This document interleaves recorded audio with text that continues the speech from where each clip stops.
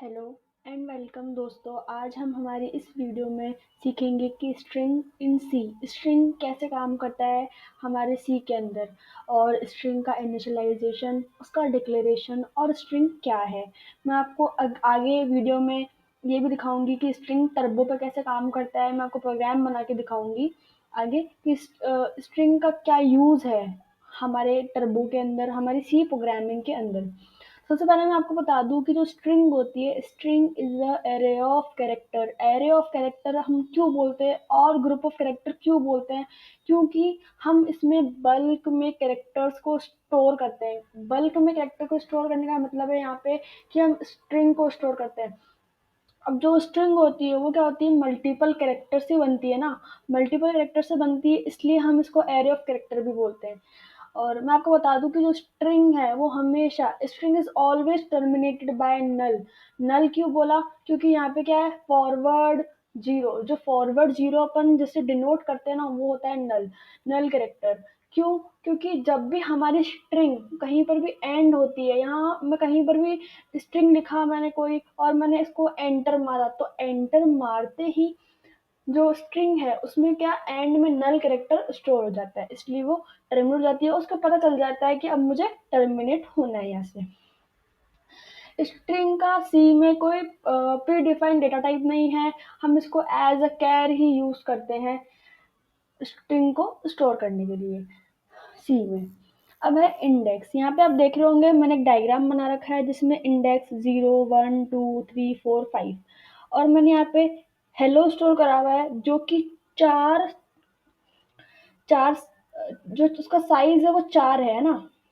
लेकिन यहाँ पे एक नल कैरेक्टर होने की वजह से इसका साइज क्या हुआ, एक्चुअल साइज जो हुआ उसका वो 5 हुआ।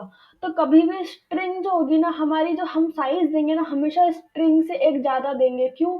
क्योंकि उसके एंड में हमेशा क्या होगा, नल कैरेक्टर स्टोर होगा इसलिए। और इसका एड्रेस जो है वो भी इसी तरह से स्टोर होगा। बताया कि जो सिंटेक्स ऑफ स्ट्रिंग, मैंने आपको बताया कि हम इसको कैर से ही रिप्रेजेंट करते हैं, क्योंकि इसका कोई खुद का डेटा टाइप नहीं है स्ट्रिंग नाम का। इसलिए हम, इसका कोई खुद का डेटा टाइप नहीं है स्ट्रिंग नाम का, इसलिए हम इसको कैरेक्टर से ही डिनोट करते हैं। और जैसे हम एरे में साइज देते थे वैसे ही यहाँ भी हम साइज देते हैं।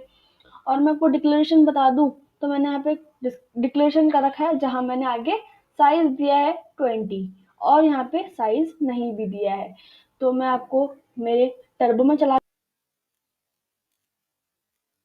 करेंगे। जो भी हमारे स्ट्रिंग से रिलेटेड फंक्शंस होते हैं वो सारे स्ट्रिंग लाइब्रेरी में स्टोर होते हैं। इसलिए सबसे पहले मैंने वर्डमेंट लिखा, उसके बाद मैंने CLR STR लिखा और फिर मैंने गेट ch लिखा।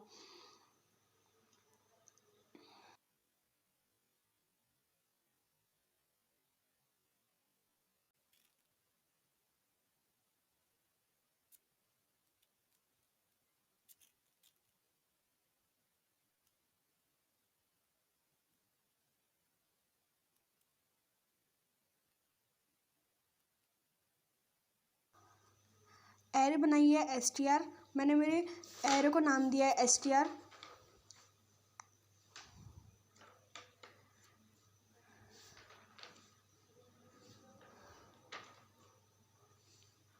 अभी ये जो मेरी एरे है इसमें मैंने कोई साइज नहीं दिया है।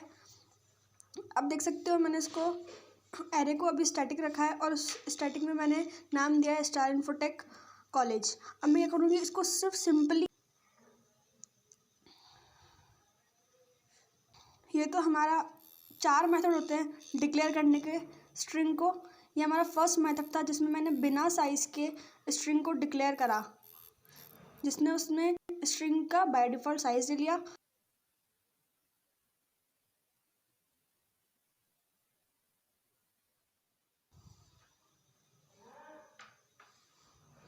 अब मैं यहाँ पे साइज दे के काम कर रही हूँ, जिसमें मैंने स्ट्रिंग में जो साइज लिया है वो है 14।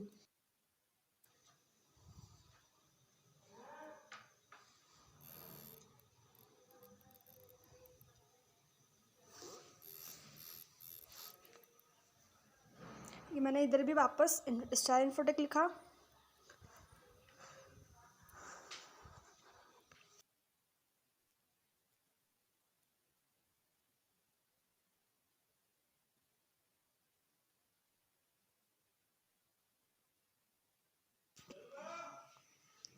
फर्स्ट IT बेस्ड, और मेरा जो स्ट्रिंग का साइज़ है ना वो 14 से भी ज़्यादा है, 14 से भी ज़्यादा है। स्पेसेस के कारण भी वो स्ट्रिंग 14 से बाहर चली गई, उसके साइज़ से बाहर चली गई। इसलिए क्या करेंगे, हम इसका साइज़ बढ़ाएंगे।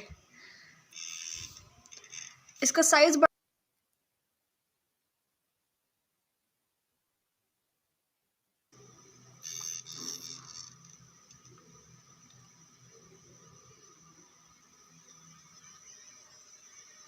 देख सकते हो आप, हमारी आउटपुट में प्रिंट हो चुका है फर्स्ट IT बेस्ड का। इस मेथड में सबसे पहले मैं आपको इसमें साइज़ में डिफ़ाइन नहीं कर रही, और कैरेक्टर बाय कैरेक्टर करके एक स्ट्रिंग बनाऊंगी पूरी, character bye character.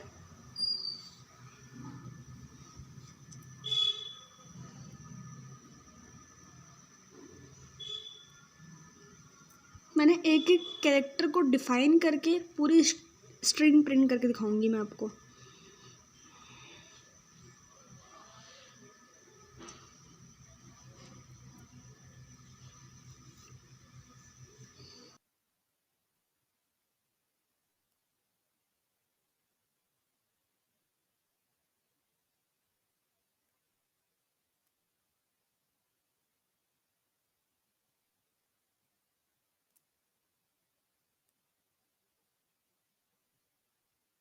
Star print हो चुका है।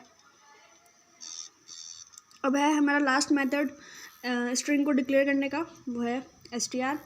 सबसे पहले इसका साइज़ दे दिया मैंने 20।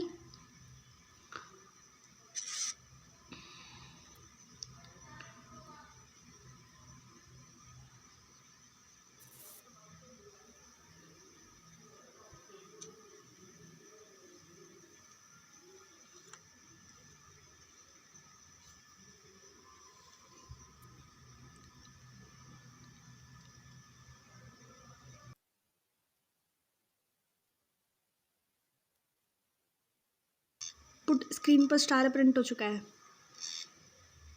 देखिए, ये तो हमारे थे 4 मेथड कि हम स्ट्रिंग को कैसे डिक्लेयर करते हैं।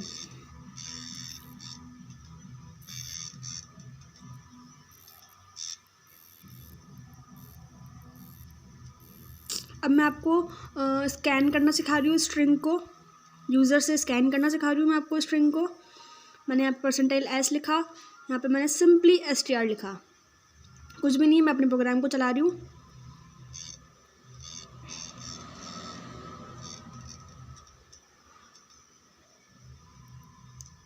मैंने अपने प्रोग्राम को सेव करा, अब मैं अपने प्रोग्राम को चला रही हूँ।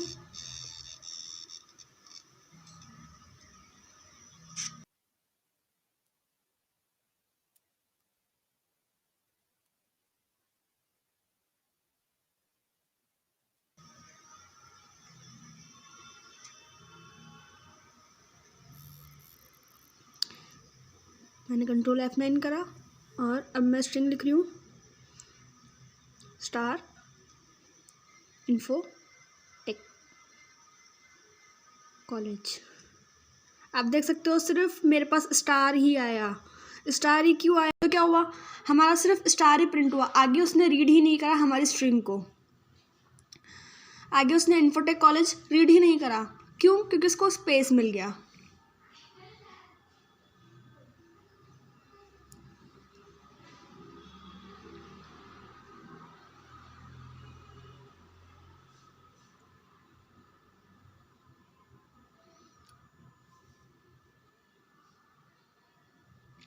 अब हमारी वापस हम अपनी स्क्रीन पर आते हैं, हमारी टर्बो की विंडो। इस प्रॉब्लम को दूर करने के लिए हम क्या यूज़ करेंगे, स्ट्रिंग के फंक्शंस यूज़ करेंगे, जो कि इस स्ट्रिंग लाइब्रेरी में सेव्ड है। स्ट्रिंग लाइब्रेरी में पहले से ही स्टोर है, प्री डिफाइंड है। तो स्कैन एफ की जगह हम जो यूज़ करेंगे वो हमारा फंक्शन है गेटएस। गेटएस क्या काम करता है, गेट स्ट्रिंग, स्ट्रिंग को गेट करने का काम करता है, उस स्ट्रिंग को रीड करने का काम करता है। इस गेटएस फंक्शन से क्या होगा, हमारी जो स्ट्रिंग है वो रीड होगी और पूरी स्ट्रिंग लेगा, ये एक साथ ही पूरी स्ट्रिंग ले लेगा, उस पूरी स्ट्रिंग को रीड कर लेगा। मैंने यहाँ पे गेट एस लगाया। अब मुझे करना है जो स्ट्रिंग गेट हुई है, यानी जो स्ट्रिंग हमने प्रिंट की है उसको वापस, जो स्कैन किया उसको वापस प्रिंट भी करना होगा। तो हम क्या यूज़ करेंगे, पुट एस पुट स्ट्रिंग। जो स्ट्रिंग गेट होगी वो इससे पुट होगी, हमें हमारी आउटपुट स्क्रीन पर शो होगी। अब मैं वापस अपने प्रोग्राम पे आई। अब मैंने लिखा स्टार इन्फोटेक स्पेस कॉलेज।